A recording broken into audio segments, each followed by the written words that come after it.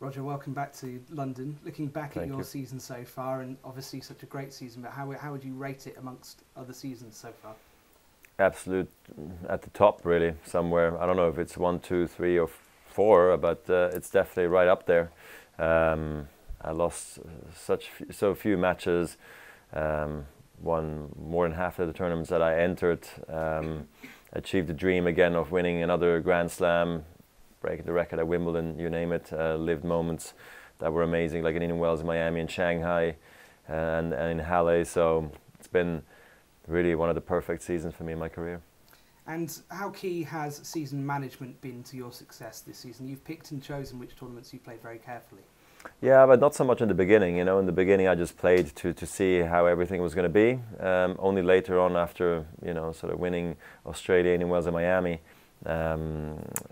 well, we chose to not play clay right away because I just did need a rest. I was tired. I mean, had played a lot, very successful on top of it, so it allowed me to take a bit of a breather. And then I was supposed to return again for a tournament on clay and then for the French Open, but I never returned because I just thought at the end, you know what, might as well take 4 or 5 more weeks off and really get ready for the grass court season for the second half of the season and not overdo it. And it ended up paying off as well for the grass court season.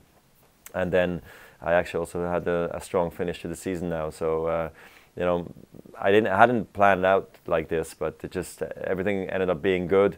I missed playing Cincinnati and some of the clay court season.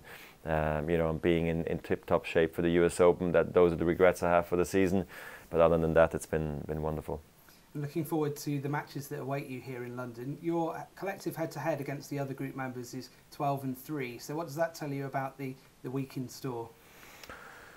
Not a whole lot, because that's just statistics, and you're only as good as your last match. And my last match, was in Basel, or it's coming up on Sunday. So I don't look back at the other 12 matches that I've beaten these guys.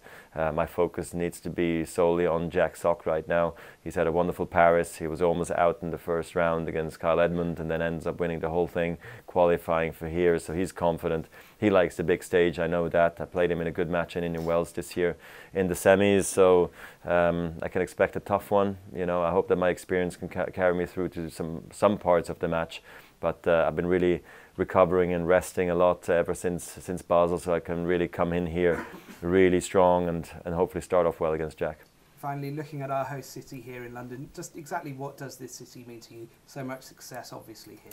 Yeah, it's true. To be back here, it's great. It's like day and night playing at Wimbledon and then coming to the O2, indoor grass court. You name it, it's got nothing to do. But the fans maybe are similar. I'm not sure, but they know their game of tennis here in England, and they love it. They flock to the stadium in big numbers. We love that.